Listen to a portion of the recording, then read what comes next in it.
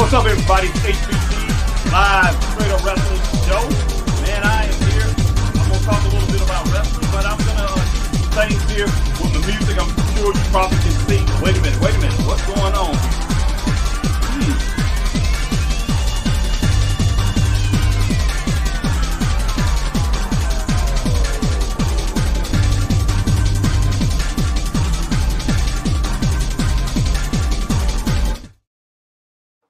What's up, everybody? It's HBT, and I'm here live, guys.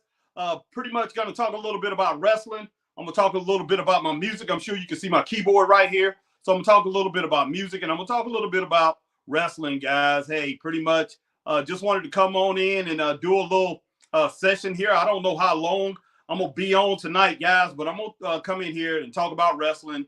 Like I said, I'm going to come in here and talk about wrestling, and I'm going to talk about music. I'm going to talk about Hurricane Helene, guys, that something that my community, my county, my area, my region of the country, we just went through.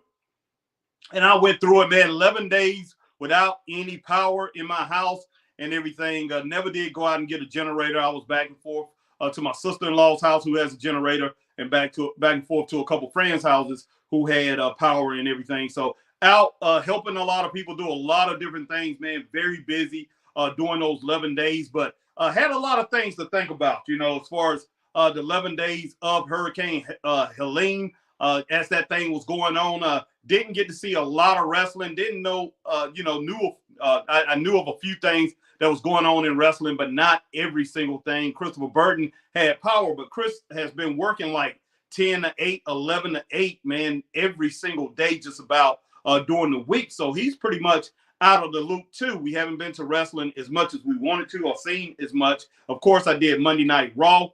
This Friday night, Christopher Burton and myself, we will be going down to SmackDown. What in the world's going on here?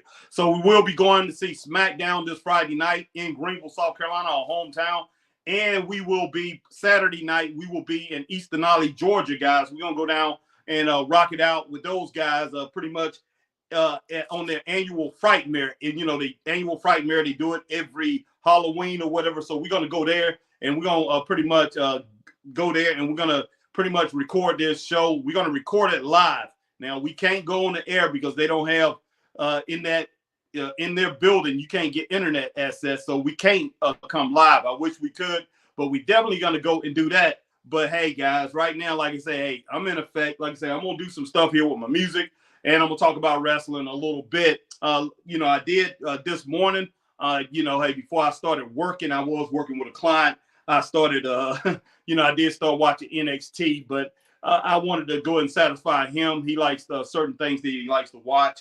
So I work with autistic children, so I definitely went ahead and made sure he was pretty much satisfied and didn't get to watch all of that. But I will go back and watch NXT from last night. Christine Saucy Girl is in the house. Christine told me that it was good.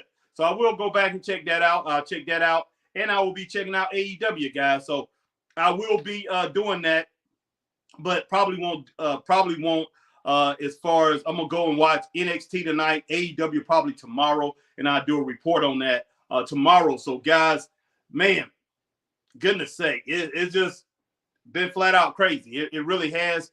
But hashtag True Scott Larson is in the house. But, guys, man, I had a lot of reflection, during that time of the Hurricane Helene, and my man Scott Larson on his Virtual Truth podcast. Of course, he does. He does hashtag Truth Wrestling podcast, which he hasn't really done a lot lately, but he's getting back to it. But he's done Virtual Truth podcast over on his channel, Scott Larson, hashtag Truth. Go check out my man and check out that podcast, guys. He talks about the hurricane, and he talks about, not being rude to people, loving people, helping your neighbor, looking out for the elderly and things like that. And that's a lot of stuff that I did do, as far as, I am a helper. I am one of those people. That's the type of person that I am, as a pastor, as a person, as a Christian person, as a pastor, that's what I did, So, yes, of course I'm going to do that. I have a heart for people. I love people, even though this business that we have got into, and I hate to say it, guys, this business that we have got into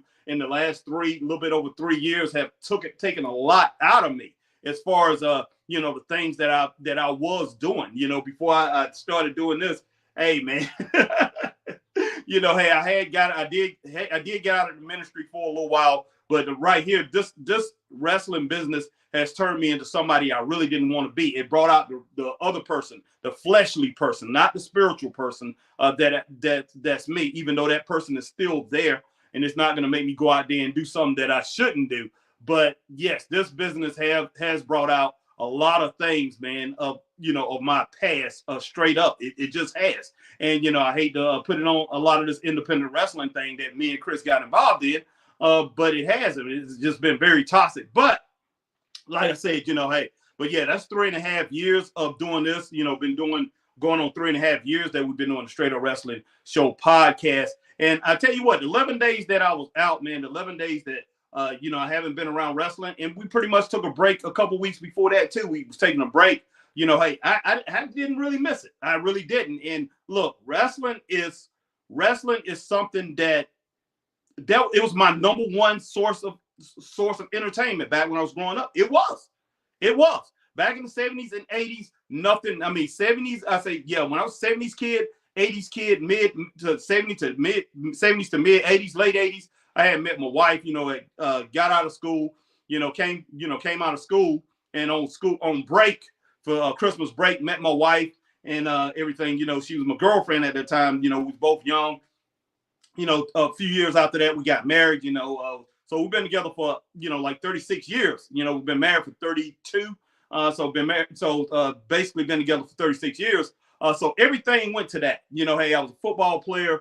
One of these football players that just got very disenchanted, got to the point where I couldn't stand football anymore because of the coaches and the way they acted about it. It was all fun for me. Anytime, I played a sport or whatever, it was about fun and everything. But they was just like, oh my God, it was just so serious, that I ended up leaving football, because I ended up starting playing football when I, was basically into, into sports, boxing and things like that. So I was more into that, but I stopped doing that, play football. Football was my favorite sport to play, that and basketball, and running track. I used to love to do that, but football, I was really good at that. I wanted to play football. And it's probably a lot of it had to do with, football being the number one sport in the country. So, hey, I was one of these people that like to be seen. I wanted to be seen by people, even though I've never have been one of these people to try to impress people. But I, as far as my God-given talents, I like to give it to people, and I wanted to be seen on,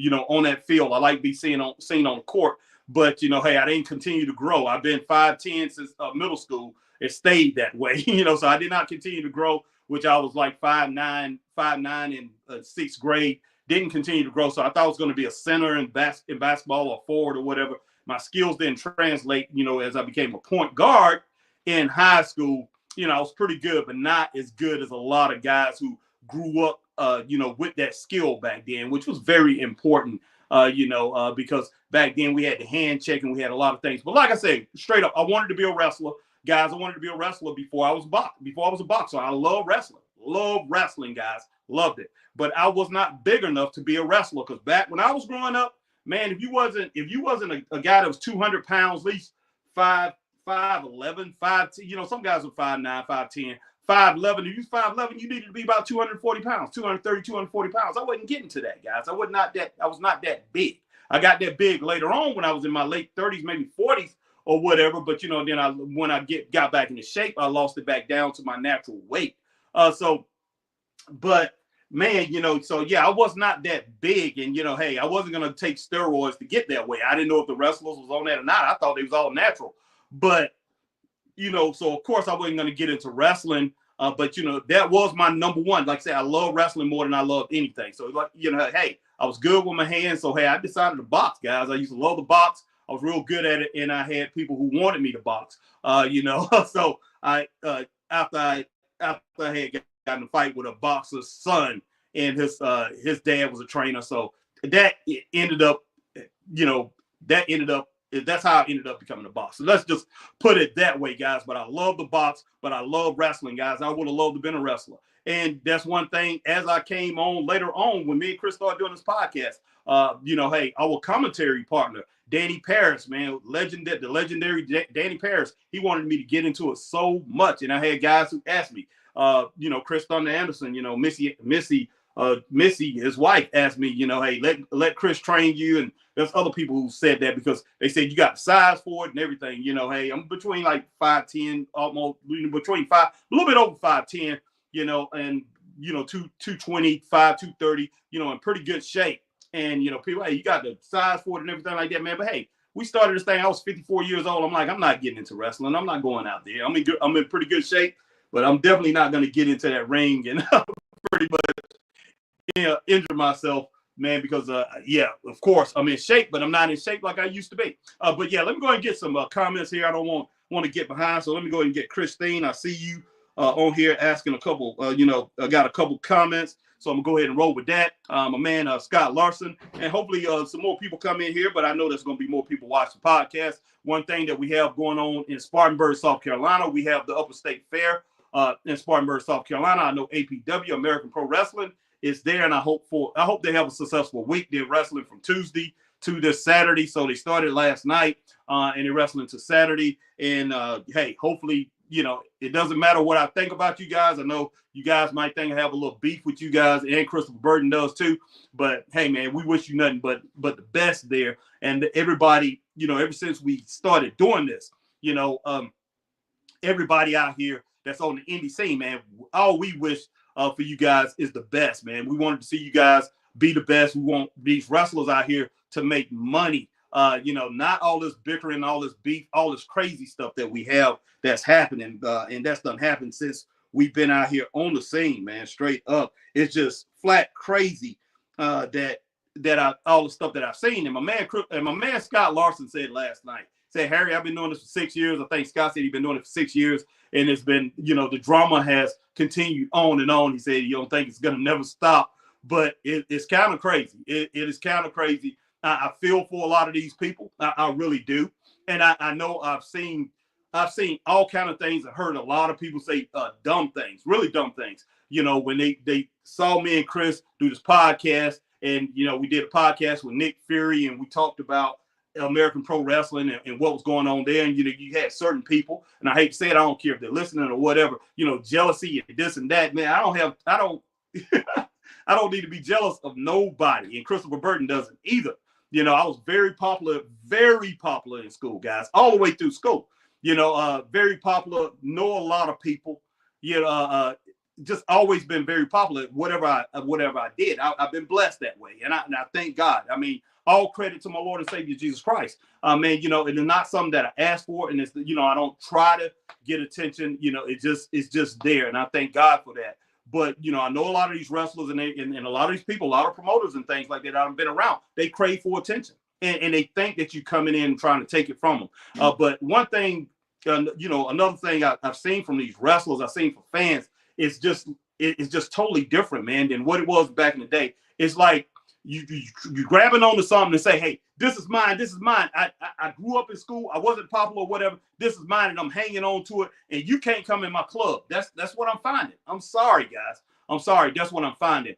But outside of all that, I'm just talking, guys. I'm just talking. But as far as wrestling go, yeah, I don't find myself missing it. I really don't. I really don't. And I'm gonna tell you the reason why I don't find myself missing it. I do like it. I do like it.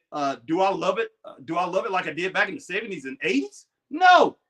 Do I love it like when Jack Briscoe was the world champion, when Harley Race was the world champion, NWA world champion, when Ric Flair, Dusty Rhodes, Andre the Giant, those guys, man, back in the 70s.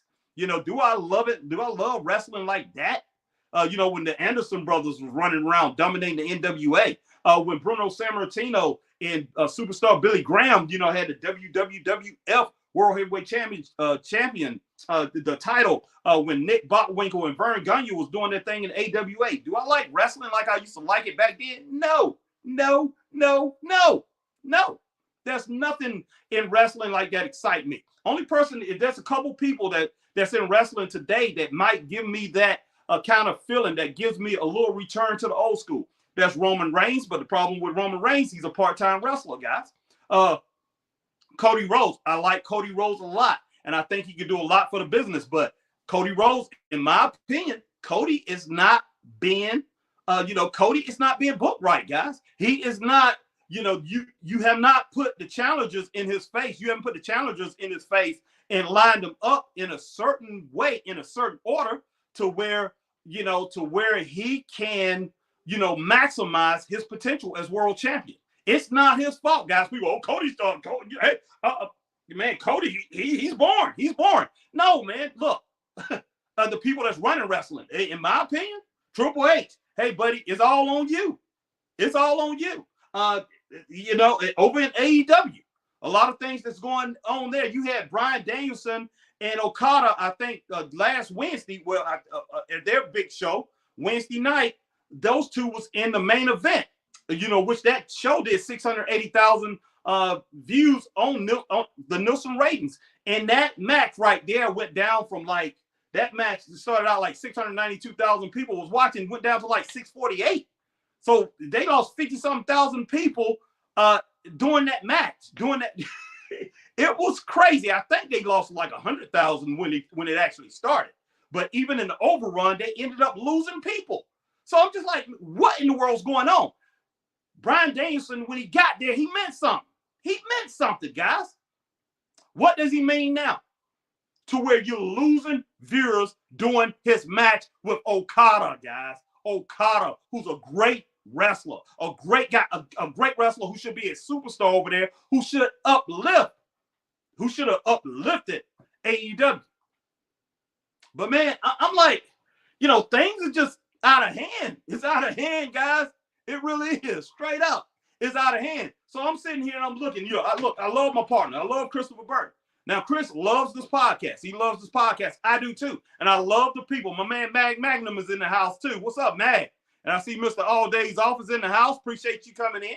But hey, I love it too. I really do. And I love the people that I've met as far as out here on the indie scene. A lot of these guys, even the ones who think I don't like them, hey, I do. I love you, man. Love you straight up. Because I love everybody, man. That's just how I am. Hey, that's just how I am. I love people and have done a lot of things for a lot of people. And that's not just bragging. That's just, hey, just sacrifice, man, and doing things for people. Hey, don't mind doing it. Love it. I love people straight up. But, there's people out here, man, on this indie wrestling scene that challenged me. And like I said, it brought out the old me. It just really did. And I don't care if you was in character or whatever, because some of them, they just took it a little past that. And, and man, I was just like, okay, I'm trying to hold this thing in. I'm trying to hold it in. But, just like with this wrestling podcast, I'll try my best for a long time to hold it in and, hold it in and just be joyous about what I'm seeing. But the truth of the matter is, hey, we're not getting what we should be getting. We're not, hey, wrestling is nowhere near what it needs to be. Hey, this Friday night, I was looking at tickets today. Me and Christopher Burton was looking at tickets today. Hey, I'm buying all seats. I'll probably do it after this podcast. Go ahead and buy our seats. So it's going to cost me up to about $300. So buying our seats for that Friday night, and then we're going down to East Denali, Georgia, which we're going to get in there free.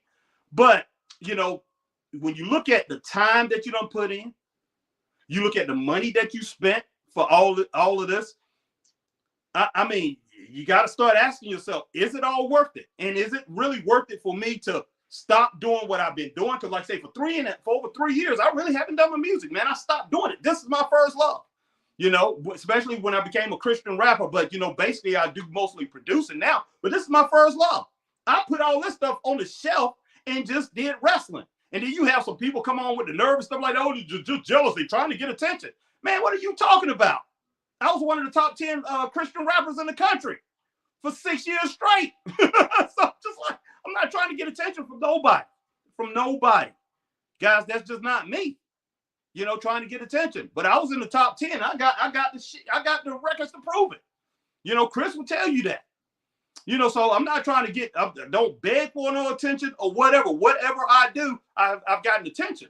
But you got people out here, oh, you're trying to get attention. Man, nobody's trying to get attention from nobody. But yeah, but as far as wrestling go, man, like I say, hey, look, when I get into these little talks, I can get into a little rant, man. I can just start talking about anything. But now, as far as wrestling go, man, it just, I look at this stuff, and man, Christopher Burton was talking to me about Bad Blood. Okay, Bad Blood, he gave me a call, right? Like I said, guys, I'm going to get to you in just a minute, guys. But Chris gave me a call out of Bad Blood. He called me the next day. And hey, power was out. Everything, you know, the power out. It was at night or whatever. I'm in the house, you know, got all the candles going or whatever. Chris started talking to me about The Rock showing up. And yeah, I saw Bad Blood Monday night because, you know, I went over with friends and did the podcast. And Chris like, man, hey, wrestling is cool again because The Rock showed up. Wrestling is cool again.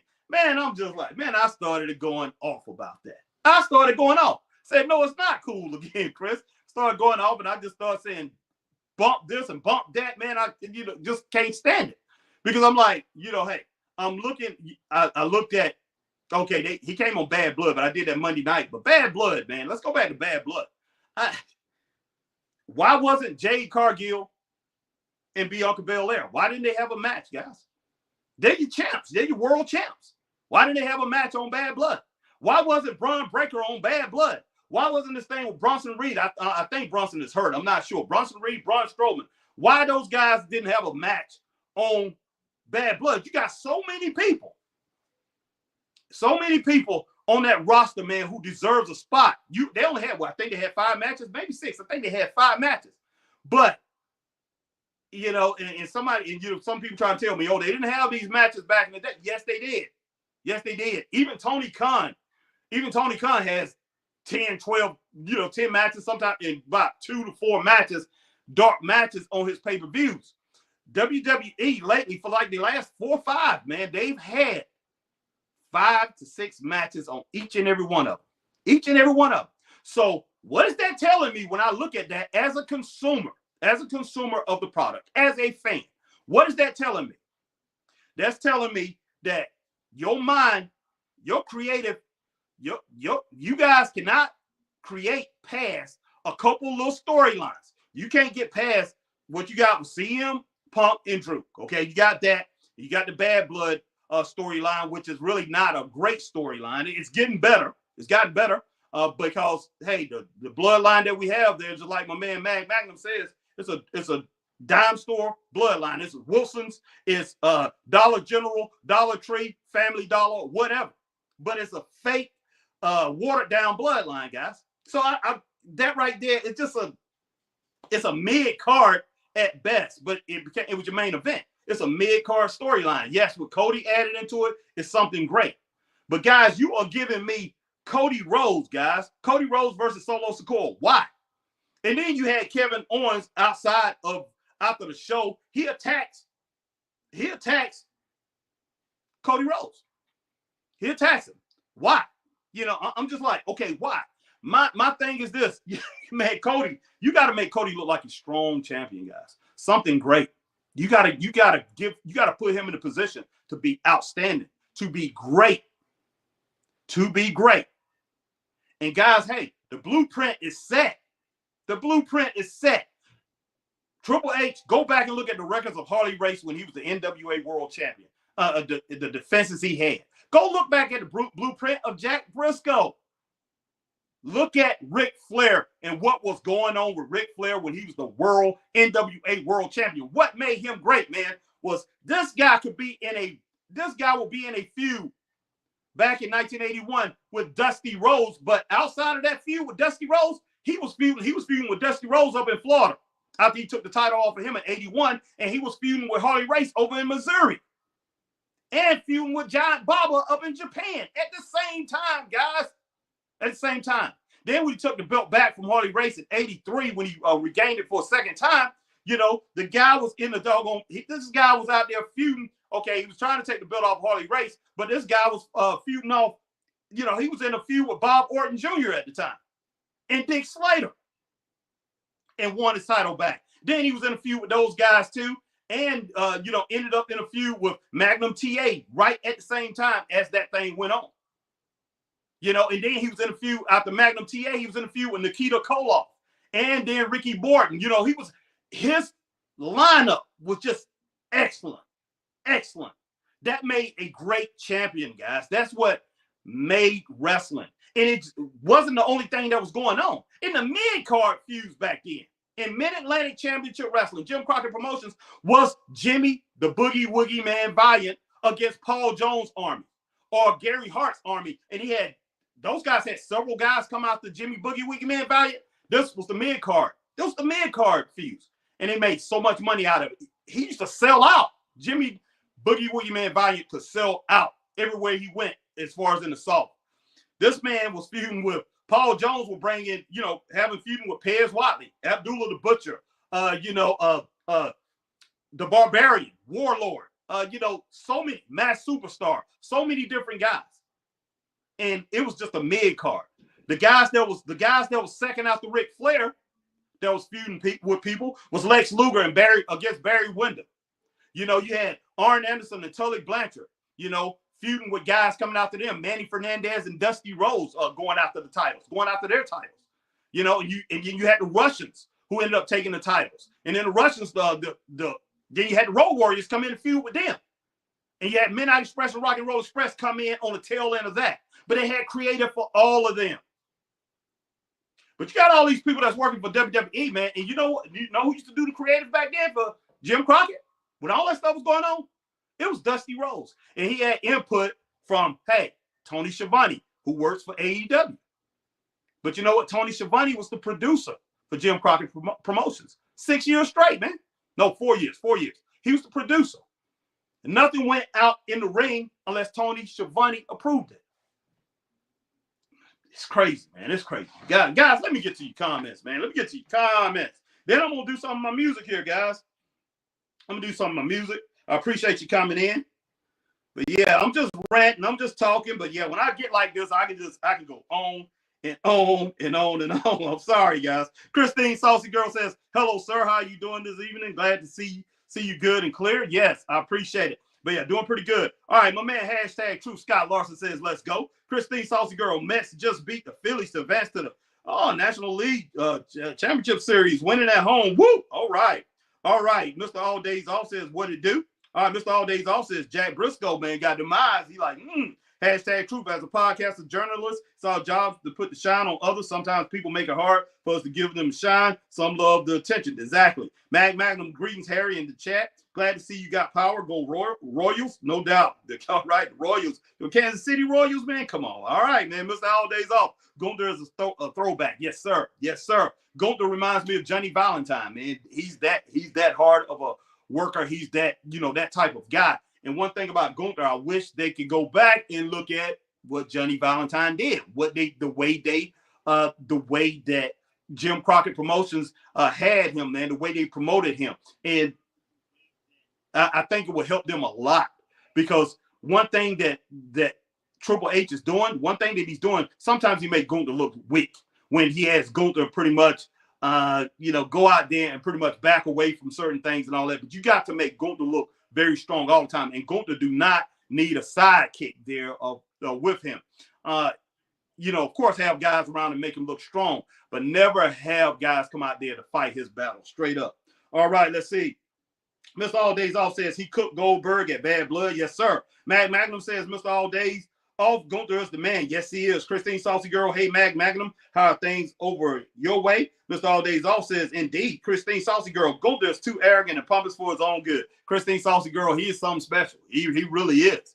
I know that's the way you feel about him, but he is something special. And there's people out here that don't like him, but man, he is a breath of fresh air in this business. He really is right now. All right, let's see. Magnum says, Christine Saucy Girl, hey, Saucy Girl, I'm great watching my Royals versus the Stankies. The Yankees. That's Chris' team, man. All right, how are you? Hashtag Truth. Scott Larson said it could also mean that fans were complaining about 4-hour pay-per-views. That's over in AEW.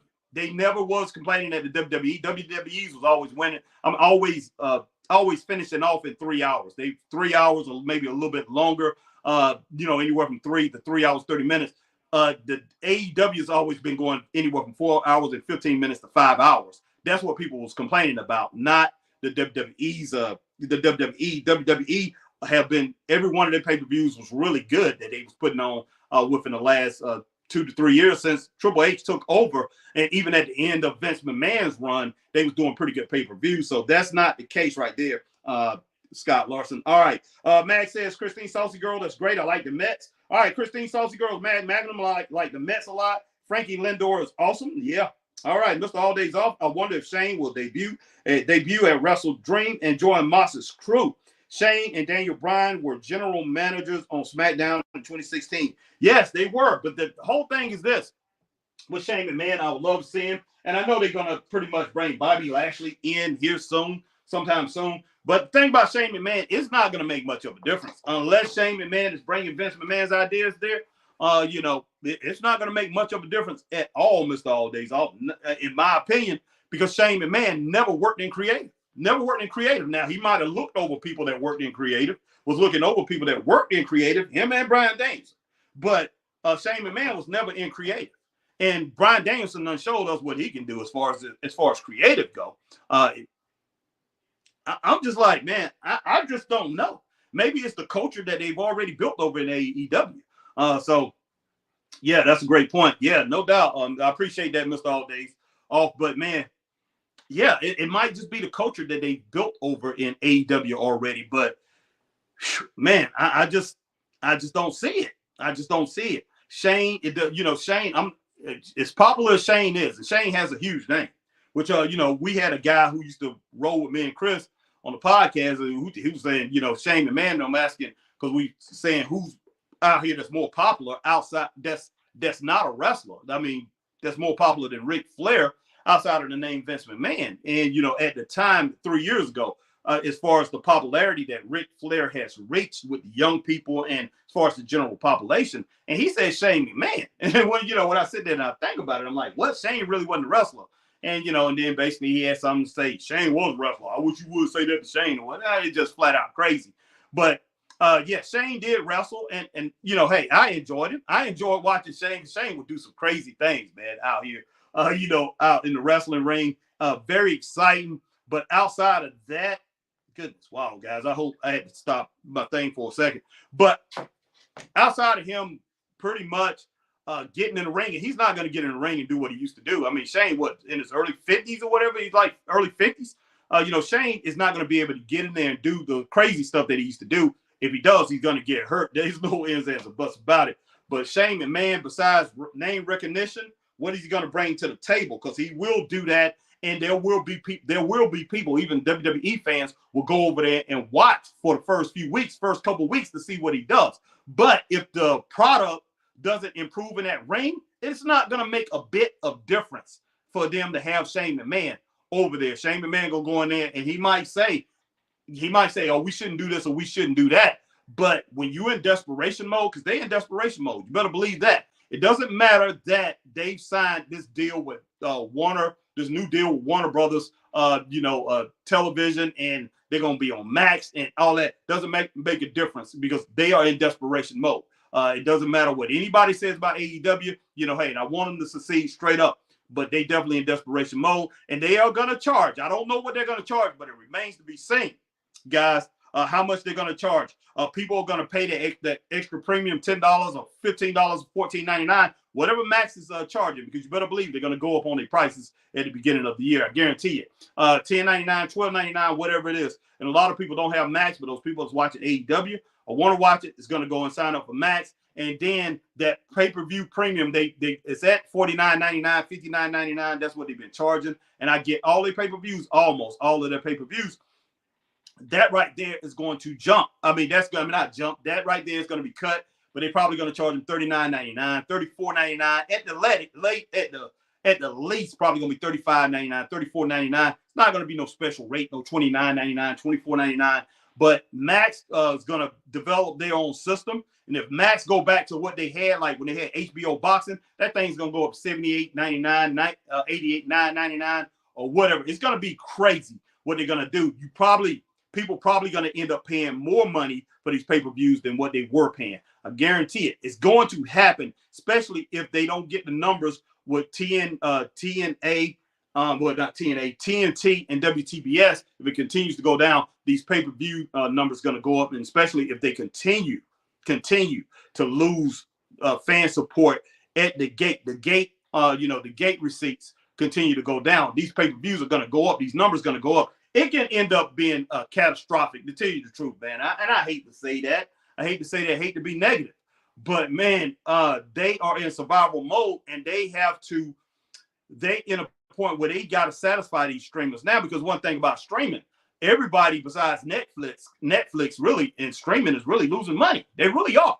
They really are. It have not turned out the way these people wanted it to turn out. Because it's just so many different streaming channels now. People don't turn on the TVs like they used to. People too busy. People, hey, they own their mobile devices and everything. TVs has to become great again. We got to get a lot of great product if you want people to come out and look at TV. And wrestling has to be great too. It has to be part of it, man. It really does. Every flipping sport, everybody's got to do their part, man. But yeah, it's just, oh my gosh, Mr. All Days Off and Christine Saucy Girl, everybody, you know, I hate to go back to the old school, say, oh, it was great back here and there, and these things are just awesome. This is why people used to do that. But right now, everybody just clicking on they're just clicking on their mobile devices. And a lot of people, they rather look at people like me and a whole bunch of, hashtag truth, a lot of other podcasters and things that we're doing instead of just flat out concentrating on TV, because they're really not getting a lot of great product. I mean, the products are not good, or you have a lot of things, a lot of people out here in sports media that have certain agendas and things that they want to push, and people don't want to look at that, man. So it's just flat crazy. All right. But yeah, guys, I'm going to go ahead and mess with some of this music here. Before I get off, I'm going to just be on here for, I don't know how much longer I am, but I'm going to go ahead and run some of this music, because I did say I'm going to do some music. So I will go ahead and run some of this music before I get off of here. And, and yeah, I will watch NXT before the night's over with, and I will do AEW Dynamite tomorrow, or probably later on sometime, early in the morning, do that. So I will be able to come back and pretty much do a full podcast on what I thought about those two shows, that went head to head. Those guys went head to head. So that's going to be very interesting. But guys, I'm going to go ahead and do some of my music. I'm just right now, I have a whole bunch of different things. And this right here, this disc that I have in is, I did this November 2007. These are beats that I did November 2007. And I do everything on floppy disk with this Korg N364 workstation. So these are tracks that I did in 2007. It's good to go back and see how my mind was thinking. As far as creatively, how I was doing my music at that time. A little different, guys, a little bit more raw. At that time I was, 39, 40 years old, basically, 40 years old. So, a little bit different than what I'm doing now, that I'm closing in on that 60, guys. But let me go ahead and roll with some of this stuff here. Hopefully it's not too loud. If it's too loud, guys, let me know. Let's see.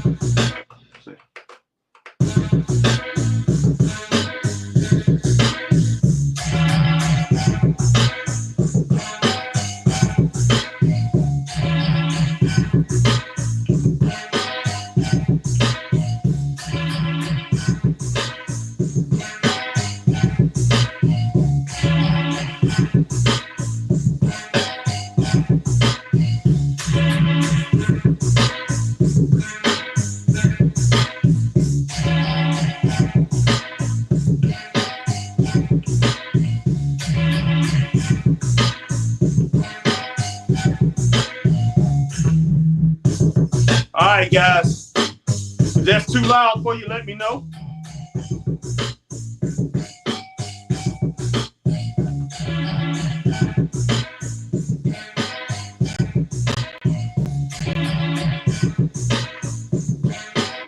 All right, let's go to another beat here, guys.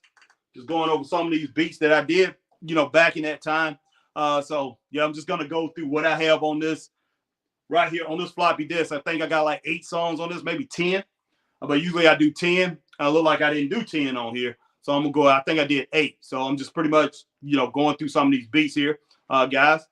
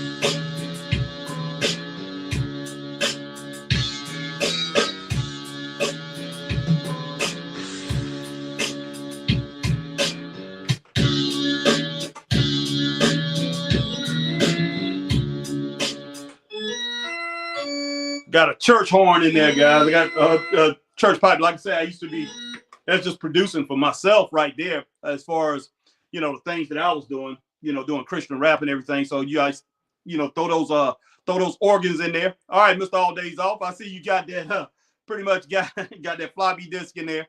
But yeah, I put a lot of organ and sounds and things like that in my music. So, you know, I used to do a lot of different things, man, as far as, you know, creatively back during that time. So it's good to go back to see, you know, to listen and check out the things that I used to do. I mean, it's flat out, it's pretty cool. All right, my man, Mr. All Days Off, floppy disk is vintage, but that's cool. Yeah, Mr. All Days Off, floppy disk. That third one is grimy. Yes, perfect, not too loud. Thank you, Mag. Thank you. All right, let me go ahead and hit another one, guys. Go ahead and hit another one of these tracks here, the fourth track.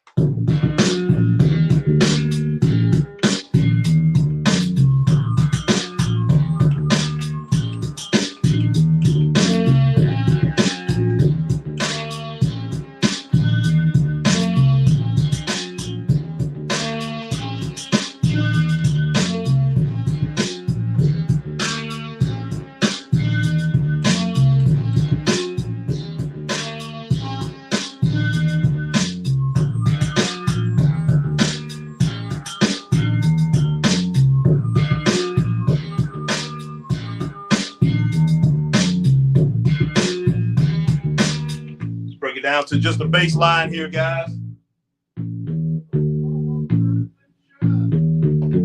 Let's go ahead and check out some of the things I put in here. I always start out with the kick drum. Adding this snare here. That's just a snare. That's just, you know, individual tracks here. I'm breaking down. And a little bit more kick drum behind. Hi-hat, cymbals, bass line.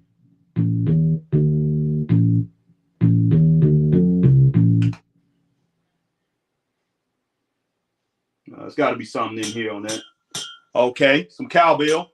A little bit of cowbell. A little bit more. It needs a little bit more cowbell. Cowbell, guys.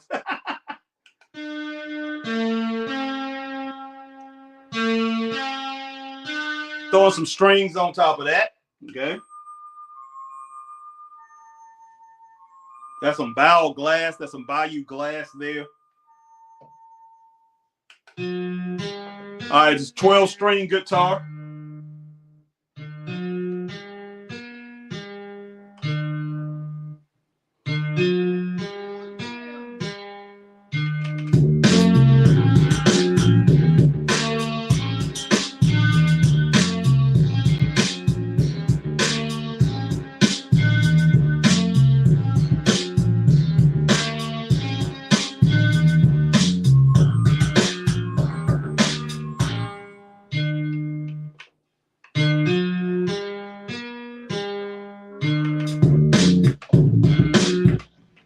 Guys, let's go to another one after that. All right, let's see what else. All right, let's see. Oh, snap. Yeah, you was, Mag. Yeah, that's pretty cool. Mag says, remember, Harry, I was in radio. I was a production manager. Yeah, that is so cool, Mag. That's something I should have did a long time ago. And they trying their best to get me to do it, get me in it. And at the time, I was, you know, the job that I was in, I was making so much money. I was like, no. I just go ahead and stick with what I'm doing. But I should have gotten into a radio straight up. All right, Mr. All Days Off. I forgot your NFL squad they doing good. And yeah, these tracks are nice. Appreciate that, Mr. All Days Off. Mr. All Days Off says my Steelers took a hard loss. Yeah, he did. Mr. All Days Off, Saturday Night Live needs a little more cowbell. Yes, sir. Yes, sir. All right, 50 years of Saturday Night Live. Yes. Just All Days Off, laugh out loud, man, cracking up. All right, guys, let's go to the next track that I have on this thing.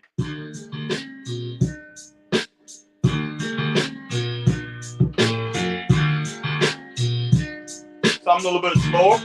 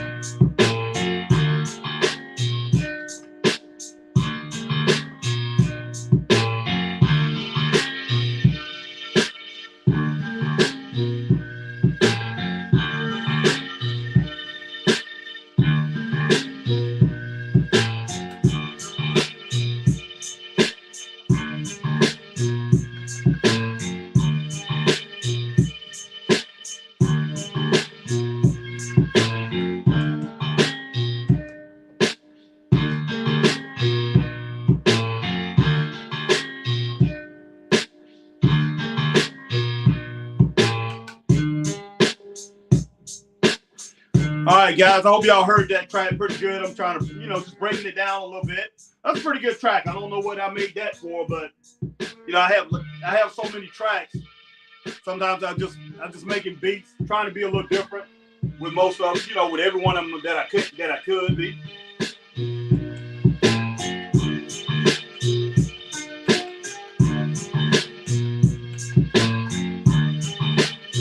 Yeah, I didn't use a bass in this, guys. I think I used 12-string guitar as the bass. Let me see.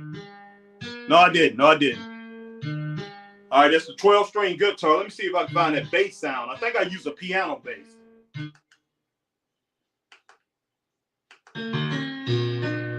Yeah. Use like a piano bass and added a little bit of piano on the end. There's one track right here.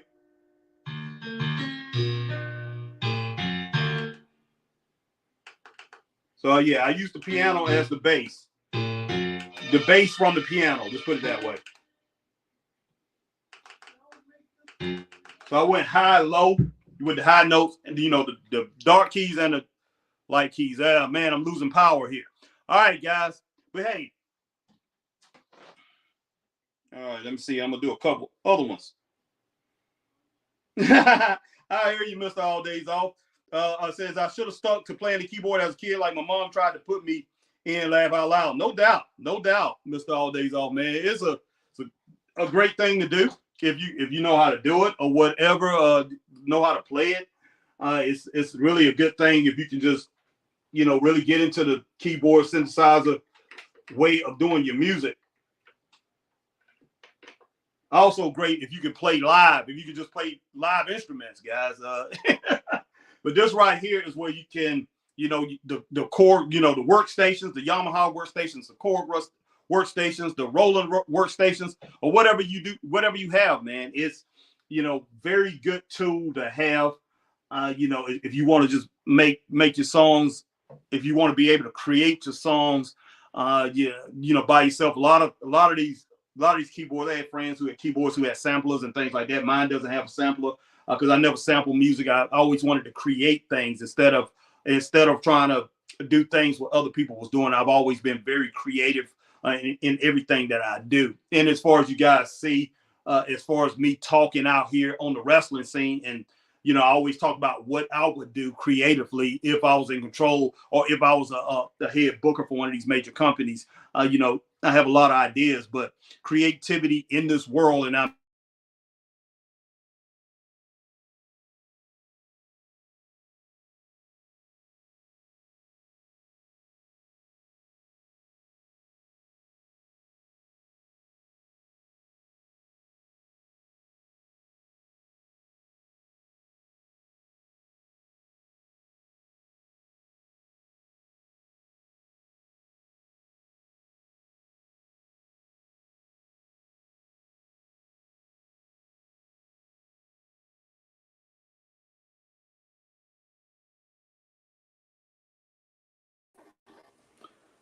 oh, wow. Give me a second, guys.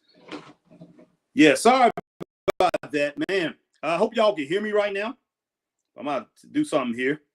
Let me see. Let me remove that. All right, guys, man. I'm like I said, I'm in my studio room, and I ended up losing power on my phone. It actually shorted out. It did not, it did not lose complete power. Actually, it got hot under the light. I don't know why, because it's kind of cool up in here. But I'm right here on my iPad right now, finishing off talking to you guys, or whatever. Let's see. My girl Alma Clark's in the house. What's up? Alma says, "What's up, Harry? How you doing this evening?" I'm not doing okay. Sinus infection. Oh, I hate that. I'm sorry, Alma. And found out my blood BFF Cristal is in. Okay, your best friend forever, Cristal, is in the ICU on ventilator, brain aneurysm. Wow, prayers needed. Not looking good.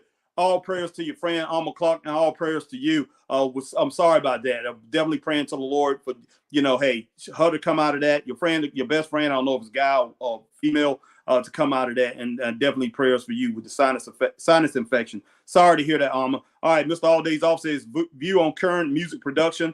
It's all digital. Laugh out loud. Yeah, it's all digital. One thing about it is, with all these things with Fruity Loops and everything that they have, man, in the, I do love Pro Tools and all the stuff that is really great, but I think it takes away from creativity. It very much takes away from creativity, Mr. All Days Off. And as far as music production, it's gone into the toilet. And a lot of that stuff started happening years ago, probably around, in the mid 90s, where you had 3, 4, producers, major producers, probably about 5 major producers in R&B music, and rap, probably about 3, was the major producers. Then you had, even though you had a lot of different things, everything sounded different back then, but a lot of those producers was the same exact people. And over on the pop music side too, you had that. Country music was a little bit different. You had a lot of different producers. You had a lot of different producers as far as in alternative music pretty much controlled the pop side of things, but rap had got in there and R&B got in there. They was at the top of the game at the time. But music production, even in the 2000s, doing, on the pop side of things, it got to the point where it was only a few producers then, and the hip hop producers took that over. So music production, it just got crazy, and anybody could become a producer. It didn't matter what kind of music that you didn't have to be a expert on any certain type of music, because you can find a hot producer, somebody that's hot doing R&B music, and you'll be a pop music star, or doing rock or country. You can go to that guy and ask them to produce a song for you, and they may not be the type of person that can produce it on their own, like, drop it on the keyboard like I'm doing, build a song up from, top to bottom, from scratch. They could add their elements into it, because that's what people wanted, their elements, their little spin on it, to give it a little more, pizzazz, or to pretty much give it that swag or whatever that's needed. That's what, that coolness, what was needed. That's why you had people that came from other genres of music, went to these hip hop producers, these R&B producers, and because they knew that they could sample music, they could find samples that to make a full production, even though they couldn't do it originally. Just put together a full music production for them. They can find samples. They can go and ask people, and they brought other producers in to help them, and they can come up with a sound and give them a compliment of their musical style to get these artists over. And that's just what happened. And now, like you said, you have all music digital. A lot of these music, a lot of things with Fruity Loops and a lot of other things. It comes with a lot of different samples that's already out there, and that's what these kids are doing. They just sampling, and they don't understand. Somebody that can do certain things, man, that's just original with their music. And when they hear, I've produced some of these young people, man, within the last couple of years or whatever. I haven't really got into it serious, but they come over and they get a track or whatever, and they play it for their friends, and they play it for people online and people from around the world. They tell them they love it. I love it. They say because it's different. It's different. But you have these kids, they're scared. Oh, people might not like that type of music, because they sitting there, they listening to what's on the radio, and they think that, hey, what they hear, monkey see, monkey do. They got to do what they're hearing, and it's sad. It really is. All right, Mag says hi, Alma. All right, Mr. All Days Off says it's all good. Mr. All Days Off says prayers up, no doubt. Mag says sending prayers to you, Alma, and your friend. We appreciate that. Yeah, Mr. All Days Off. Yeah, Florida Studios, Alberton. Yeah, Pro Tools, etc. Yes, sir. Yes, sir. All right. Mr. All Days Off says Brian, Michael Cox, and Dark Child. Yeah, Dark Child, man. Yeah, the stuff that he did with Brandy. That was my favorite stuff that he did with Brandy, as far as his production. And he did the last things that he did with Michael Jackson was really good. Yeah. Let's see. Dominated the R&B production charts for a while. Yes, sir. Yes, sir. No ends, ands, and buts about that. But yeah, as far as wrestling goes, guys, yeah, I gotta get in there, and I gotta watch. I gotta watch, what was that? NXT. I gotta watch NXT, and I gotta watch Dynamite from Wednesday night. I mean, from yesterday, Tuesday night. That Tuesday night battle, I definitely gotta go and watch that. Very interesting to see what went on, how it went down. And I'm very interested into seeing, the I'm very interested into seeing the Nielsen ratings. I don't know if those are already out, guys, but I'll check around and see if those ratings are already out. The Nielsen ratings on each and every one of those shows, guys. But like I say, I'm sitting here right now. Let me go ahead and put on a couple more music tracks here. I think I got a couple more here before I get out of here. Let's see. Well, all right. Got to stop that one. What was the next song here? Oh, wow. Oh, that ain't stopping, guys. That ain't stopping. What's going on? Stop. Okay. I ain't recording nothing. Yeah, I had turned everything down. Okay, give me a second here, guys. What in the world? We're in the world. Okay, all right. All right. Guys, let me go and play a couple more tracks before I get off of here. All right, but I appreciate everybody coming in, sticking around with me, even though the music went off. All right, let's see what's on. Let's see what this track's about.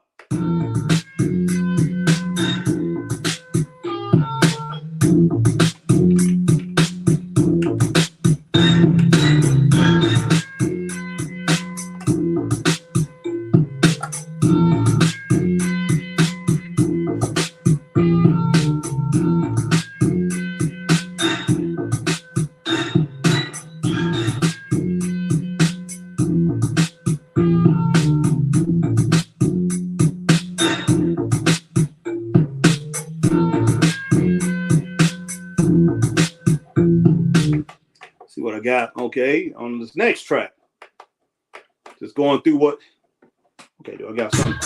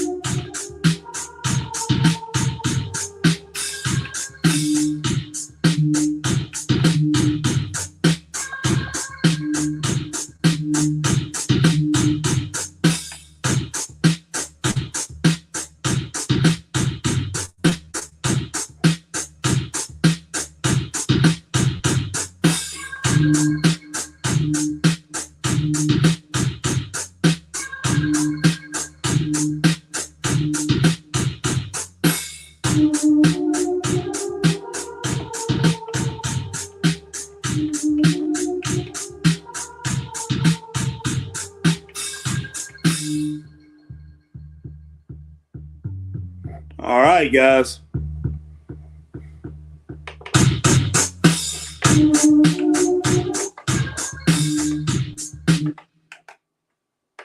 All right.